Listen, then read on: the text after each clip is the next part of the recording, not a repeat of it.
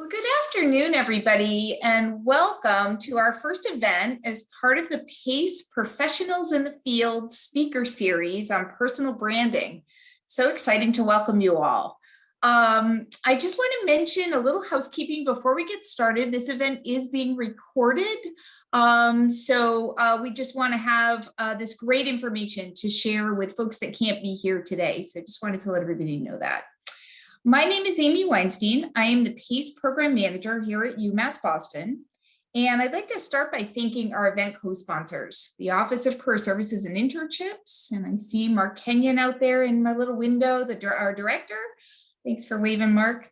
And the Office of Alumni Engagement. And a special thanks to my extraordinary partners in planning, Heather Brigham, and Heather's out there, and Steve Whitmore. I don't know if Steve's still on the call, but yay. And before I introduce our amazing speaker, I'd like to take a brief moment to promote the emerging brand of the PACE program. So PACE stands for the Professional Apprenticeship Career Experience. It is a new on-campus employment initiative which provides students with paid, meaningful, career-oriented work experience. We may have some of our PACE apprentices out in the audience today, so if you're out there, give a wave. In the PACE program, students learn professional skills through day-to-day responsibilities and projects over multiple semesters while receiving training and mentoring from their faculty or staff supervisors. And we may also have some PACE supervisors out there, Heather being one of them. So give a wave, PACE supervisors. Students also earn 1 credit in the PACE program through the PACE Success course. So this speaker series is the first of more to come. And its intent is to provide professional development to PACE students, supervisors, and the UMass Boston community. So if you're interested in learning more about the PACE program, I'll drop the program link in the chat, as well as my contact information, email address, and love to hear from you.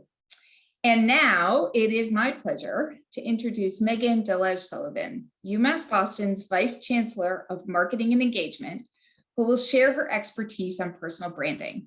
And she is indeed an expert with over 20 years of experience working at premier marketing and advertising firms such as Saatchi & Saatchi, J. Walter Thompson, and Hill Holliday, and working with world-class brands such as JetBlue, Cheerios, Yoplait, Planet Fitness, Liberty Mutual Insurance, Bank of America, and this is only naming a few.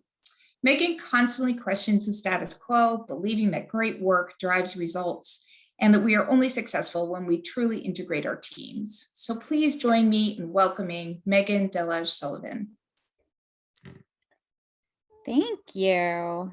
Thank you, Amy. Appreciate it. Hi, everyone. Nice to see everyone via the squares. I do wish we were in person, but that day will soon come.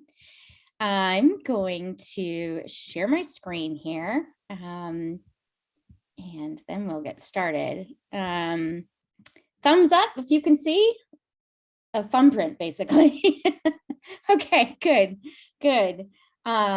So this is, I'm so thrilled to be here, and thank you so much to the PACE program and Amy asking me to join, and the alumni engagement group for co-sponsoring, and Mark for all the great work you do. I really appreciate being included. This is a passion of mine.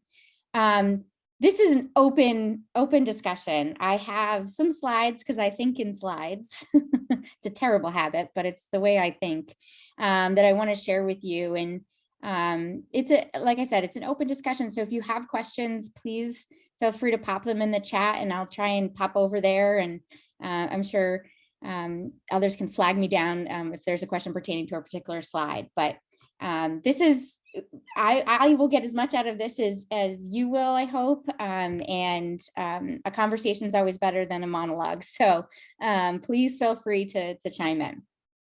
All right, here we go. Oh, and there we go. So if we were in person, I'd probably be wearing a name tag. But I just thought I'd do a quick introduction, building on what Amy shared with you. So my name is Megan. My pronouns are she, her, and hers. And the three icons at the bottom are a little bit about me. I've been, as Amy said, in the marketing and advertising industry for 20 years, several firms in New York City and then here in Boston, working on some really, really fun big brands. I started on Yoplait and learned more things about yogurt than you could possibly imagine. And then I moved to Cheerios, which is an incredible brand. And I learned lots of things about oats. I never thought I would know as much as I do about oats and probiotic cultures from yogurt. But that's one of the wonderful things about my field of choice, is that I've been able to become a mini expert on a lot of little things, a lot of different things. Skipping over the silhouette there and going to the infographic on the right, education has always been an important part of my story, important part of my world. I come from educators, grandmothers, aunts, mother, all teachers, and my family always firmly believed that education is a right and not a privilege. So my parents always encouraged my sister and I to learn as much as we could. And so when I had the opportunity to join University of Massachusetts, Boston, it was frankly a dream come true to be able to be in an academic environment and help students reach their potential and on their career path.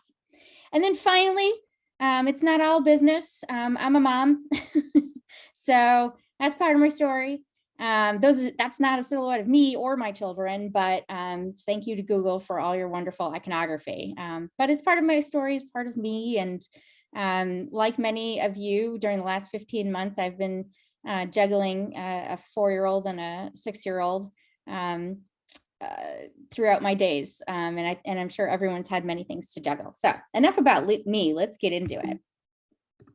Okay, oh, there's another me, but this time it's not me, it's you, me. Just to give you a sense of where we're going to go over the next, 50 minutes or so, but I'm not going to talk for 50 minutes because I'm hoping we'll have some discussion, and I'll definitely leave time at the end for questions. But couple things we're going to cover. Context, what matters and why. What is personal branding?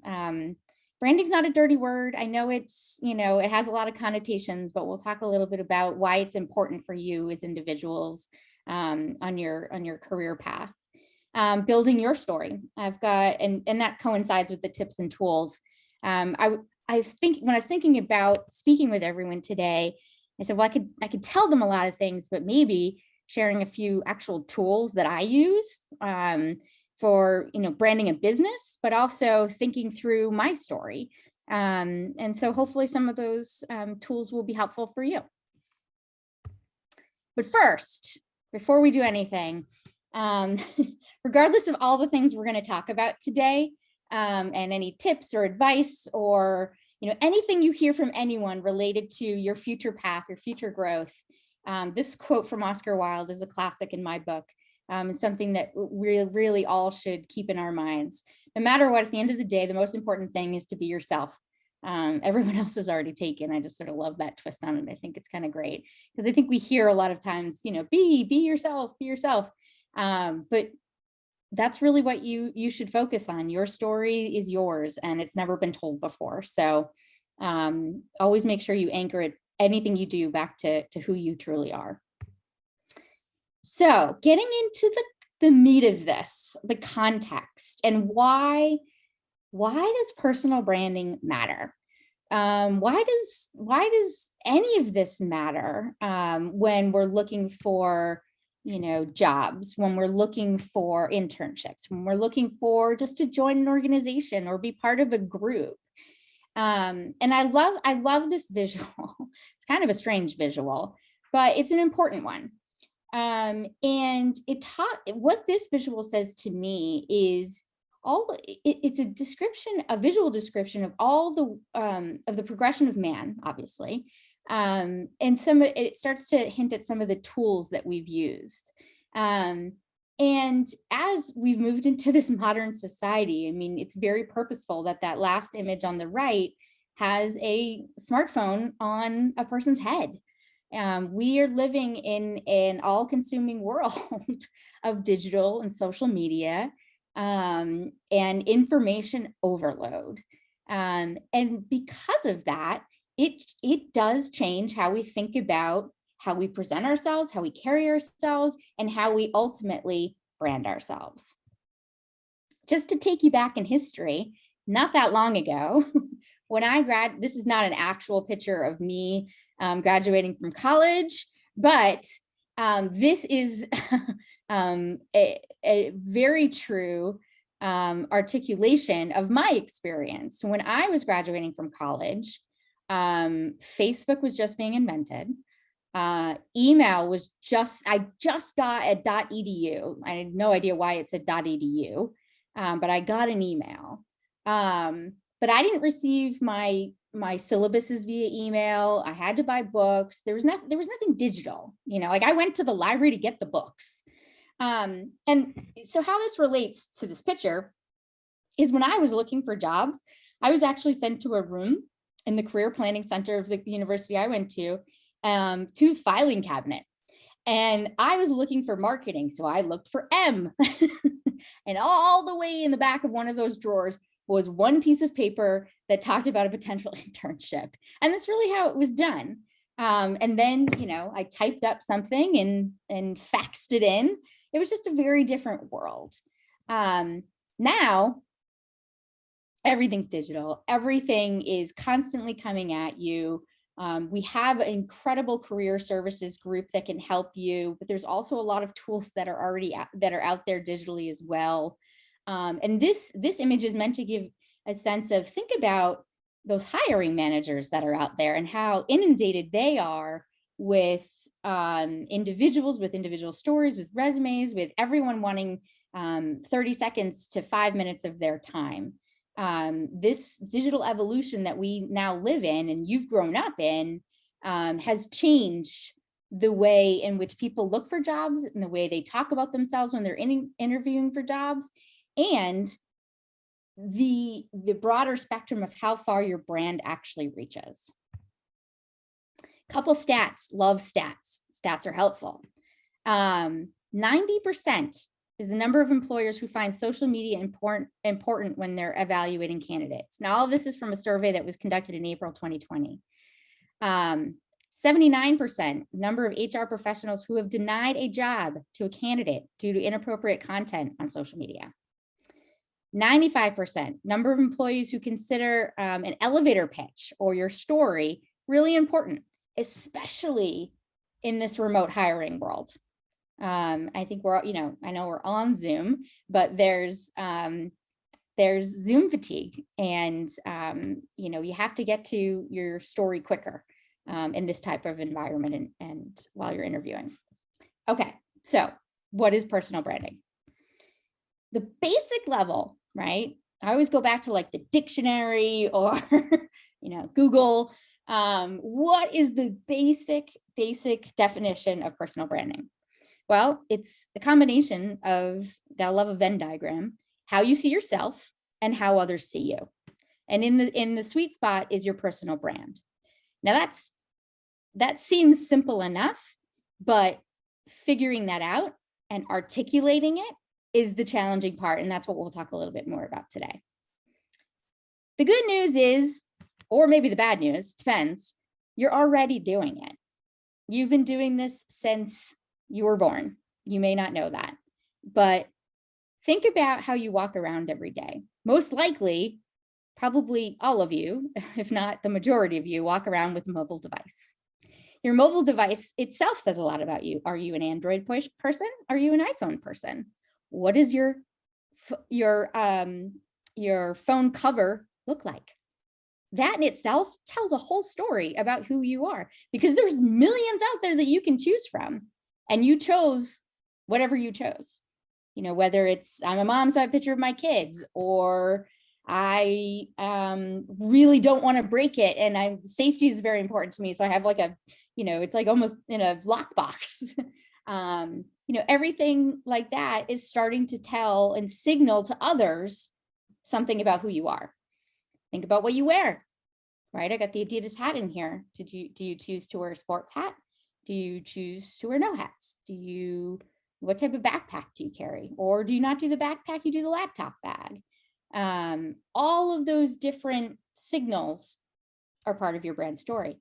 A lot of you may not have realized it, but all those Bitmojis and even just emojis you use in general, but specifically those Bitmojis, you're branding yourself. You know, are you the casual person in, you know, the casual outfit, or are you buttoned up in a suit? Do you let your hair down? Are you a ponytail person? All of these things that you're doing in a regular, on your part of your regular day, not even thinking about it, are sending out branding signals about who you are. Oops, oops, oops. I don't know how, honestly, all of you have done it, but you basically walk around with an invisible posse in your brain, right? These digital devices that we have now have us so connected that at any given moment, you have voices of hundreds of people in your brain, all shaping your opinions, all pushing content to you based on who they think you are, based on the cues that you're sending out about your own personal brand. You all know this, and if you haven't seen the Social Dilemma on Netflix, I have nothing to do with the film. It's not a plug, but it's just an interesting documentary. Anything you Google follows you. Turns out my husband is looking at paddle boards. I actually never had a conversation with him about that, but I found out because all of a sudden on our home device, paddleboard ads kept coming up. I was like, what is with these paddle boards? But you know, anything that you are searching for, you're then going to get content pushed to you based on that. All of that is part of your personal brand, part of things that matter to you, part of things that you're thinking about, part of things that will eventually be part of your story. Every time you click, you tap, you snap, or whatever the right words are for all those new platforms that I may or may not be on, every time you do that, you're building and creating your personal brand. The caution there, caution. Every click, every snap, every picture, every video, even if they say it's temporary, it's not. Remember that. I won't go into I could go down a whole tangent on that. But if you take away one thing, anything you put out there in a digital footprint, please remember, none of it actually goes away. I know there's some platforms that say that it's temporary, but that little capture screen function can really come back. So always think about it before you tap, before you take a video, before you take a picture. Is this something that you would want your mother, your potential employer, your child, your grandmother, your priest, anyone in your life that is important that you would want them to see? Just a note of caution. So clearly this is a passionate point for me since I'm hitting it again, but social media is telling your story. Don't forget that. The last text, the last TikTok, your last snap, every time you swipe, consider it public. Okay, the lecture's over. So where do we start? So I love this cartoon, and I always find cartoons are a nice way to break down a topic. So tell me a little bit of what you think I want to hear about yourself. That's a lot of times what an interview is.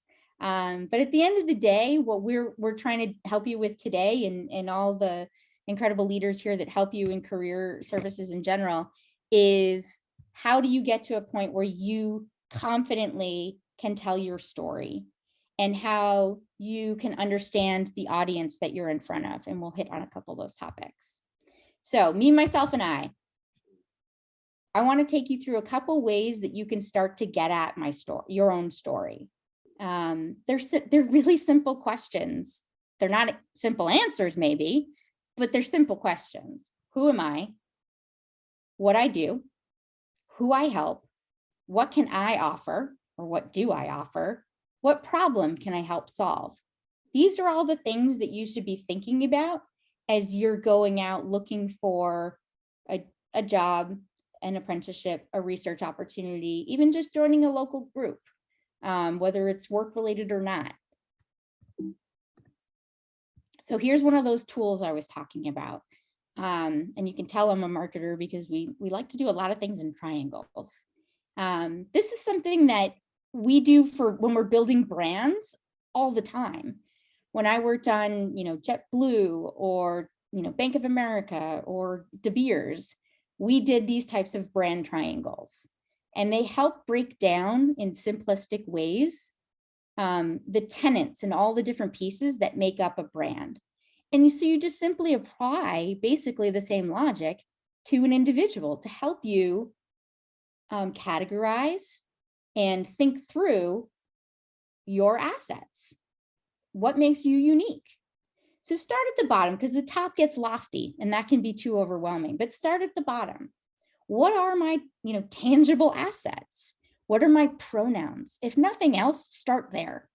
That's a great place to start. It's an important place to start. This is something in the world that we live in now that should be openly recognized and openly discussed, if you're comfortable with it. If it's not something that you want to share about yourself, then that's okay too. But identifying your pronouns is important for your audience in a lot of ways, because it helps them understand a little bit more about who you are and how you see yourself and how they can talk to you. Languages. Do you speak several languages? Are you able to write in several languages? Associations, volunteering, groups, boards that you might be a part of. These are the, the more tangible things that start to build out your profile. What are your hobbies? What do you like to do? I actually got in a very long conversation in an interview once about my passion for sea glass, which I realize is a little strange, but it told them a lot about what I like to do in my own time and how it relaxes me. And it's also an activity I can do with my children. Okay, so start with the fundamentals, those tangible assets. Then let's move up a rung. Let's go to experience and credibility. So this is where you get to sort of the next level. What degrees do you have? What does your education path so far looks like? Your work experience, your internship experience. And we'll talk a little bit more about how to break some of those things down in story form. But, what have you actually done? Are you a coach? Are you a mentor? Do you blog? Do you have a YouTube channel? If you're in a creative area, I work with a lot of writers and artists. They have portfolios. Do you do a podcast? What are those types of things that demonstrate your experience and help build your credibility? And then the next area is breaking down your strengths and your skills. I just kind of threw in a couple to give some examples. Strong communicator, that's something that I think I have fairly good, is one of my strengths. Problem solver, who doesn't like to work with a problem solver? Proactive, those are, again, some areas that you want to identify. What are your strengths? Are you a really good writer? Writing hasn't always been my strength, but I can talk. I can communicate effectively. Skills and strengths are slightly different, and they tell different stories. So one of my big skills is I'm really organized. I like to make lists. I like to organize different things in my life. It's just sort of how I am. And that's very attractive to different employers, because it says that this person's going to come in, they're going to understand the tasks required, and they're going to be responsible and reliable for getting them done. Time management. I mean, anyone who is going to university now and throughout the last 15 months of this pandemic, for the most part, you got to have some good time management skills. We know that in particular, our students here at UMB juggle many, many things. You've got work, you've got family responsibilities, you've got class, you've got the after class work. you might even have 2 jobs, so, but all of that, when you look at it, those are really strong time management skills. And that's very appealing to employers and an important part of everyone of your individual brand story. Good at synthesizing info. I don't know. That was just another one, just to give you another example. Then we get into the ones that are a little bit more lofty, and these are the ones that can take a little more time to answer. My core values. So when you think about what are the things that matter to you most, what are those things? Honesty, integrity, gratitude. Those are a couple just really wonderful words. They happen to be my 3 core values, and something that I try to carry forward in my life.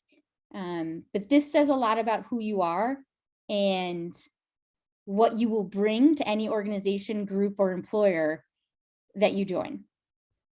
And your purpose, what drives you? This can be a variety of things. And this is a hard one to also identify, and it may change as you grow and as you move through different parts of your life. My purpose when I started working 20 years ago was very different than it is now. Frankly, my purpose back then was to get a job. And then I realized it wasn't really just a job I wanted. I wanted a career. I wanted a team. I wanted to give back. And as I started to actually think through that and verbalize it, it helped me establish a purpose. I hope this is a helpful tool. Here's another tool. If you have taken any sort of business courses or anything like that, you may be familiar with a SWOT analysis. It sounds very, very scary, but it's not. And it's often done with businesses, right? So, you look at a company and try to identify what's working, what's not working. But I find that this works very well for personal analysis as well. What are my strengths? What are my weaknesses? What are my opportunities and threats? And the reason a tool like this is helpful is because of those dreaded questions sometimes you might get out there when you're meeting with a potential employer or just in a, trying to join an organization, what would other people say that you could work on? Which is really getting at what are your weaknesses? Usually people won't ask, what are you scared of? Which is sometimes a threat, but still going through this exercise, I can't tell you how helpful it'll be in those moments where you're nervous in an interview and maybe your brain goes blank. That's happened to me 1,000 times. But because I did this exercise and I actually wrote it down, I was able to go back to it in that moment of, oh gosh, they asked that question, the question I didn't want to get. But you know what? I've gone through it. So how do you do this for yourself? Strengths. It goes back to some of the things on the triangle chart before that I shared. But what are you really good at? Problem solver. If you have great technology skills, like do you know how to code? I don't know. Negotiation skills. That's an interesting one. Motivation. Are you in group projects? Think of, when you're trying to think of your strengths, think about a group assignment that you've worked on, whether it be, at UMB or in former schooling, but you've probably been in some sort of group atmosphere. What role do you take? Are you the analytical one? Are you the assumed leader? Are you the glue that holds everybody together when inevitably you get to that part in the project where everybody wants to quit and fall apart? Think about that type of example or moment that you've experienced and think about how you acted, and that will help you pull out some of your strengths. Weaknesses. Now, I actually did, this is not my swap, but these these really resonate with me. Emotional. I get emotional. I can get too invested. But it also says that I'm caring, right? So that's one of those weaknesses that's a positive and a negative, right? I can get emotional, but it's because I really love what I'm doing. I can get stressed easy.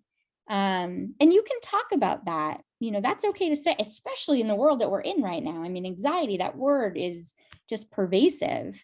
It's how you then talk about it. Okay. So, you know, you could say when there's a lot of things coming at me, I can sometimes get a little stressed, but how I handle that is I go back to my time management skills and my organizational skills, and I look through my priority list, and I'm able to review everything I need to do, prioritize, talk with my manager, and make sure that my priorities are right, and then I can carry forward. So even though getting stressed or having anxiety can be perceived as a weakness, what you want to then convey in your story is how you work through it. Opportunities. You know, what are some things that you can bring to the table? Do you have a broad network? If you don't, and I never did. I never had like a big network of people. I mean, social network's kind of a different thing, but I was never walking in with, I know a lot of people. That was never my thing. But I know how to build relationships. I know how to talk to people, and more importantly, I know how to listen to people. So those are some things that you can put in opportunities. And then threats, again, probably not something you're ever going to talk about openly with even a colleague or a employer, but that it's also really helpful self-reflection. You know, and it could be something that by identifying it and verbalizing it, at least to yourself, it's something you can watch out for. So yes, everyone probably has a little bit of a fear of rejection when looking for a new opportunity. But if you acknowledge that, that's half the battle, right? And when you say it out loud, it takes a little of that pressure off, because it's not just way back here, you know, eating at you inside. So this is, I don't know, one of those exercises I always love to do, and I hope that some of you find this as a helpful tool. So write your story, and then practice your story, and then practice your story, and then practice your story a little bit more. I wrote it 3 times because it's 3 times important. So another tool. This is really giving you a peek into my world and my poor parents' world. So the dreaded question, right? For your parents or your guardians or your family or anyone or friends, anyone who's supporting you through your academic career and path to degree, because this becomes a major part of your story when you're then going out and trying to apply what you've learned to the real world. What did you major in? So I majored in history, Spanish, with a minor in theater. This is an actual reaction of my parents when I told them that those were my majors, just so everybody knows. But what I explained to them, and I therefore has been part of my story in every job interview I've ever gone into, including the one to get this position, is, well, I went back and I really thought about, what am I learning as a history and Spanish double major and a minor in theater? I love those topics. I'm incredibly interested, but that's not really a good enough answer. So I looked at it, and why was I drawn to history? And it was because of the human insights that I was learning about, the trends, how history has repeated itself, the deep roots from ancient times to more modern recent history that are still pervasive, that we're still trying to overcome and learn from. Spanish, what was it about being a Spanish major that was great? It's not just that I could go study abroad. I mean, that was wonderful, but what was it about the language and the study that really spoke to me? And what I realized it was for me a huge exposure to a different culture, and the power of language, and that words matter, and how those words can lead to really positive outcomes, or could can lead to really negative outcomes. Words themselves have started wars and ended wars. So understanding the culture of understanding another culture and the origins of that language was incredibly powerful to me. And that linked with the human insights I was learning in history and the deep roots in society and the trends was really all coming together. And then as my side job, theater, it was really about the art form of communication and the different ways that you can express yourself and how to connect with an audience. That's what I loved about it. Doing all different types of theater, because different types of theater, you have different types of audiences. And so you have to connect with them differently. So when I put all those three things together, and you can tell I'm loving the Venn diagrams. Again, it's a really useful tool. At the core of all of that was people and culture, trying to understand people, trying to understand what motivates cultures. And all of that led me to marketing. Because what is marketing? It's the study of human insights. It's the study of human cultures and trends. And it's how to talk to those different audiences in whatever place they might be. So yes, I was a history, Spanish, and double major with a minor in theater. But what I really was doing was studying about people and culture and how to communicate, how to negotiate, how to listen, deeply listen to people of other cultures in the history to learn about how to move forward. So that became my story. Is a quest to Amy read it before, quest to understand culture and trends and the art of communication. That just didn't come out of thin air. I had to do the work to figure out that that was part of my story. And those three tools I shared with you were how I got here. Uncovering challenges and developing bespoke solutions to help drive growth and societal impact is the focus of everything I do. Constantly questioning the status quo. Well, why do we do things this way? Why was it done that way? Believing in great work, hard work that can drive results, and understanding that when we work together, that's when we're most successful. So that's, I hope that helps. This is an exercise that I really encourage everyone to do, because when you get into a conversation with a potential employer or potential group that you want to be a part of, just saying, oh, I'm a history and Spanish and double major and a minor in theater is not enough. And that's not unique. It's how you, what does that mean to you? Why did you choose those majors? Nursing, there's so much about nursing I don't know, but there's technical parts, there's obviously a ton of science involved, but there's also the humanity and the ethic of care. And that's part of the story that even, demonstrating that you know the skills, of course, that's table stakes. You have to be able to deliver the skills, but it's that next level also of why you're drawn to nursing or why you were drawn to research in environmental studies. What drew you there? What is it about it beyond the technical science of it that speaks to you, that you want to carry forward?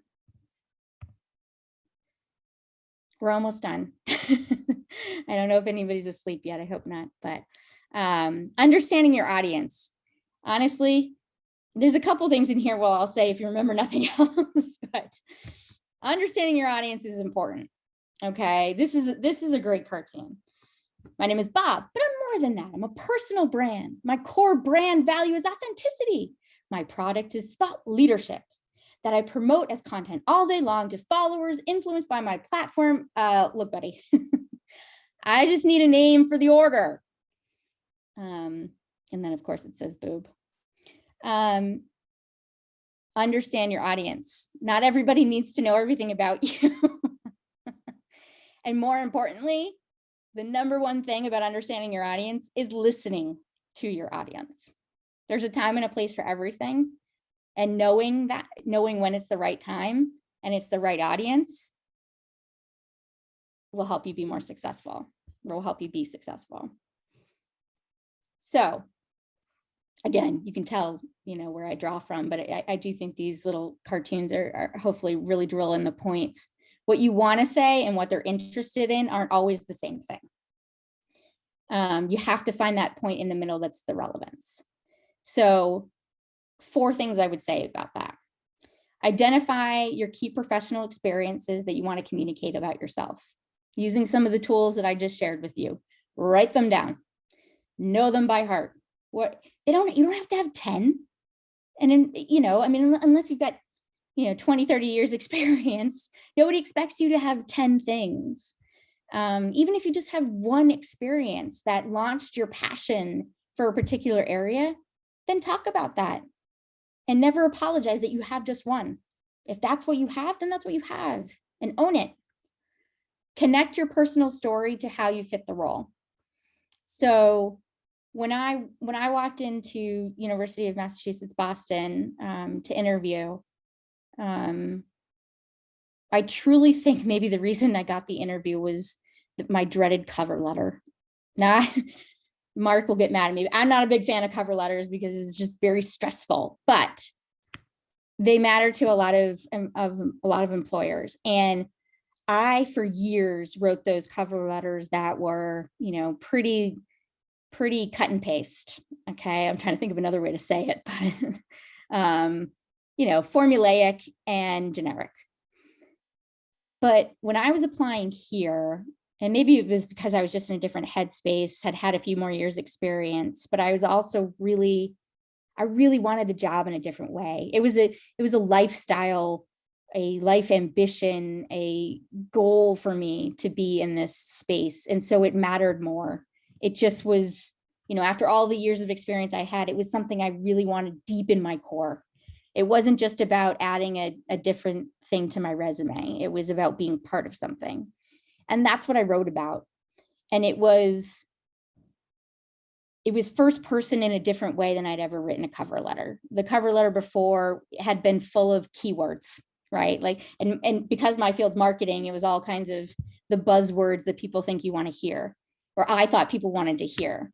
But this time it was different. I just wrote about growing up in a house that prioritized education, and the thought that having the opportunity to work with an organization who has a mission and a goal to extend the domain of knowledge was my dream. So I wrote from the heart. And that's what I mean when I say connect your personal story to how you fit the role. Practice. Practice how you talk. There's so many tools to do that now. Back in that slide where that was like basically black and white from my days in college. We didn't have, I didn't have a phone that I could take a video of myself talking. I certainly wasn't looking at myself in Zoom all day. So we actually had to set up a big tripod, and we would do interviews that way, just so you could see that I tussle my hair and all of that. But so practice, especially it's different in person, right? And remote's different too. So practice both ways.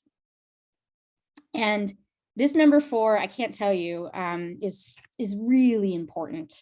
Do not make people dig for information from you in the interview.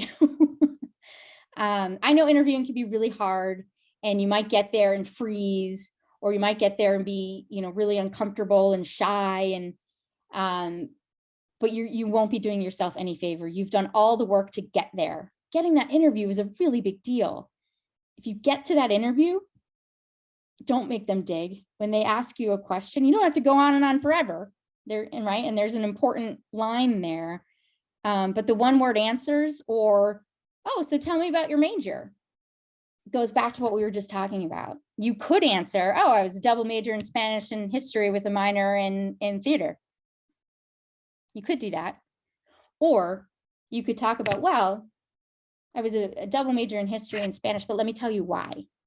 and go into, and then I would, in my world, go into that it was a study of culture and the study of people and the study of trends and what motivates individuals. That's what I was really drawn to.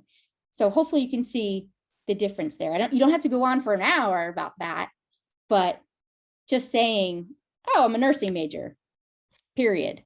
Don't make them dig. Don't make them have to follow up on the next question a little deeper. Give them a little bit more. Okay, I think this is maybe the last slide. Maybe there's like 2 more slides. Couple tips. Sorry, this is more words than I usually like to put on a slide, but if you remember a few things, remember this slide. Make your social media accounts representative of who you are and who you want to be.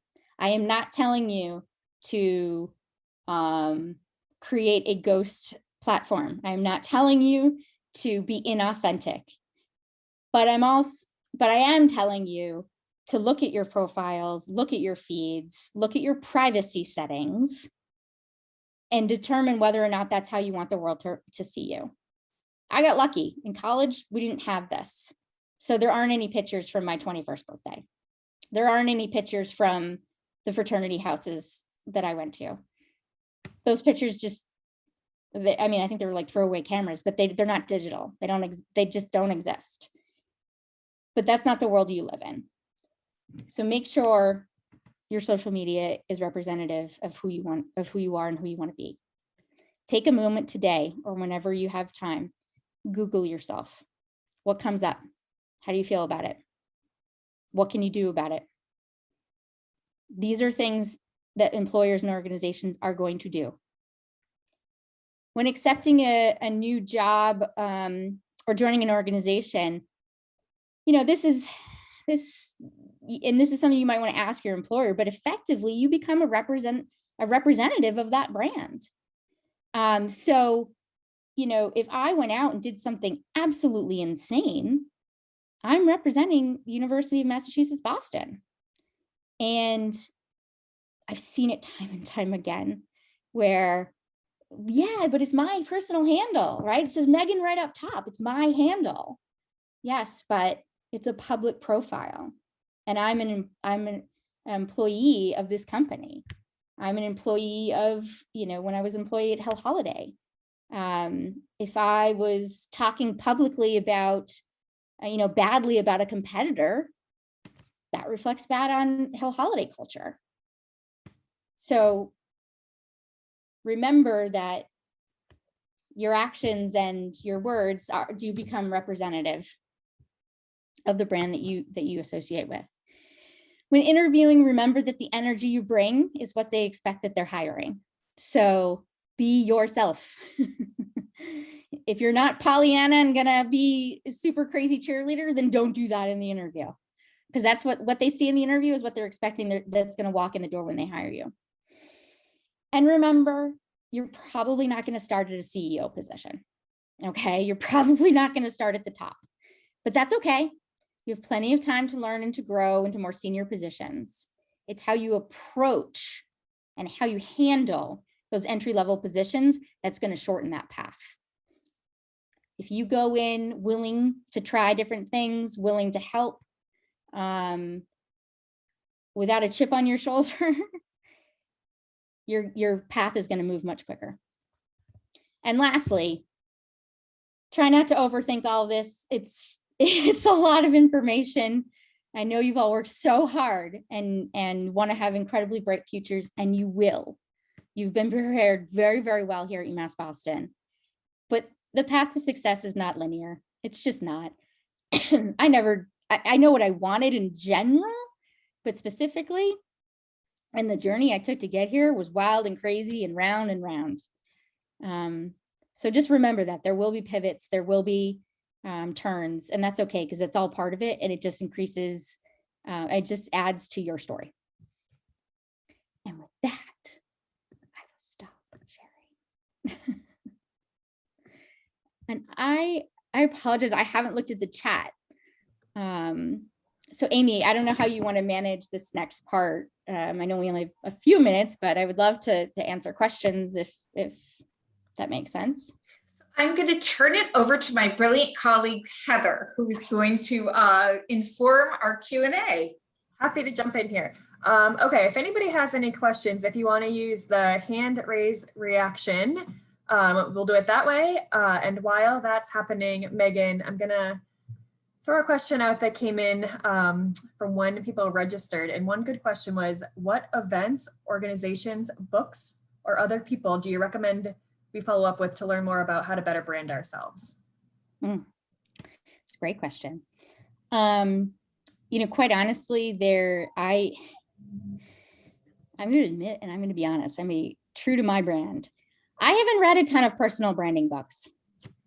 It's just not my thing. There are a ton out there, and I can follow up and give Amy and Heather a list of some that I have come across. But I sort of was always of the mindset that I know me and I know why I do things better than a book does. So for me, the tools that I've shared with you today, the Venn diagrams, the triangle, like the brand triangle, those were my tools that I lean on to deconstruct the pieces that I think are important to my story. You know, for different fields, there's lots of different resources out there, and I can follow up with a couple recommendations, but I personally just haven't done the book thing. Okay, perfect. That sounds good. A few questions. So we'll do Notion, Jonathan, then Shannara. So Notion, go ahead. Hi. Hi, Notion. Can you hear me? Okay. Yes. Hi. I really liked everything you talked about today. So I just wanted to say thank you for that, because that's everything that I need to hear. But so I'm part of the Women Beacons in Business program at UMass Boston. And we talk a lot about the obstacles that women face in the workplace, and which kind of stops us from reaching our full potentials. And specifically how women often don't have that much confidence as men. So do you have any type of advice for women who might be holding back? Yes. First, what's been beneficial for me as a woman is, one, when I got an education, that for me was very helpful. It gave me the foundations and the tools to have some confidence that on a specific subject area, I was skilled enough and had earned the right to be there. Mentors have been the most helpful thing for me in the female leadership way. Even from day one, when I started at my first job, you meet a ton of people, but there was one woman that really stood out to me, and we formed a relationship over time. Mentorship's a hard thing because it can't be forced, right? I've worked at companies where they try to do that match up. And sometimes you can get lucky and you click, but a lot of times it's about you putting in the effort to seek out someone that either you heard speak at an event or you read something that they wrote. That has been my greatest source of building confidence and remaining and continuing to push forward, is working with a small group of mentors who I've carried throughout my career, that I see them doing it, so I know I can do it. And they've changed over time. I mean, I remember when I started, one of my mentors was a mom, and for a while I would get resentful. I'd be like, well, how come you have to leave early just because you have to get your son off the bus? And what about me? and I remember her saying, I know you feel that way now, but you're forgetting that I will, after the kids go to bed, work for 7 more hours. And she helped me think about it differently, and it pulled me out of this resentment place, because us women can do that to each other, right? And what I was doing was, actually, what we ask everyone not to do of us women. And so that mentorship was really what helped me break that down, break it open, have the conversation about it. I hope that helps. That definitely helps. I can totally relate to that. Like, especially now, I actually have a good group of mentorships right now, but I like Hold Heather's on to part of that. that group. And yes, I totally get that. Thank you so much. You're welcome. Jonathan, you're up next. Yes. Mine is more a marketing question. Mhm. Since you work at Hill Holiday, I'm currently consulting an artist in regards to doing a marketing campaign for his album release, which is coming up this summer. And what would be your suggestions in regards to social media, digital marketing, or other platforms to get the artists? Because the marketing for artists or marketing for music has changed over the years and stuff, you know. It has. You know what, Jonathan? I'm wondering if you and I can talk offline, so I could give you some really, pointed direction that's Okay, then. related more specifically to marketing than sort of the career piece for today. Would that be okay? Oh yeah, that would be great. That would be fine. All right, let me put my email in the chat here. Mm-hmm. And this is for everyone, not just Jonathan. You're all welcome to email me with any questions after this. I should have said this at the beginning, but Jonathan, I will remember that you in particular are going to reach out to me and we can have a nice conversation about how to help your musician promotion. Wonderful. Okay. Sarah, you're up next. Thank you. You're welcome. Sure thing. So thank you so much again for being here today, Megan. I actually, a little Venn diagram with your majors, that was super interesting to me. Good. I never actually thought about it that way because I started off in UMB undeclared, and so my major and like how my like experiences translate to my brand has been something that's been on my mind for a while. So thank you so much for sharing that. I guess so. My question has to do with the personal branding side of things, and I think something we've all experienced being on Zoom and like having these little portals into our home lives is Yes, actually, right. You can get a sense of my world. right. Yeah. And so it's on one hand, it's cool because we're able to connect a lot easier, but on the other hand, it's hard to draw those boundaries in our personal lives. And I know that's something I've experienced is like, when does the work stop? When does it stop bleeding into what's supposed to be like my sense of self and like who I am outside of my job? So I was wondering, like, do you have any tips or any experiences about setting those boundaries for yourself? Like, what does that look like, especially as someone who does marketing and where personal branding is really important? Yes. So I don't think there could be anything more important that I say to my team than the following. We are all equal and everyone has a ton of stuff going on. Right. So, and I do this at the beginning of any working relationship. If I have a new employee come in, I have the conversation individually. My thing is I have 2 kids. And so that runs my world in a lot of ways. But other people on my team, you might have a dog, you might have parents you take care of, you might have another job, you might be getting married, you might be moving, you might have just gotten your vaccination and it didn't go well. And so you're sick. Everyone has their thing. Everyone has something that's going on. No matter what it is, it's equally important. Just because I have to pick up my kids at the end of the day doesn't mean that it's any less important. I mean, any more important than my colleague, Jonathan, who needs to walk his dog.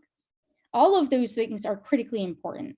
And so whatever I am the leader of a team or a part of a team, establishing at the beginning that working relationship and how we're going to respect one another is critical.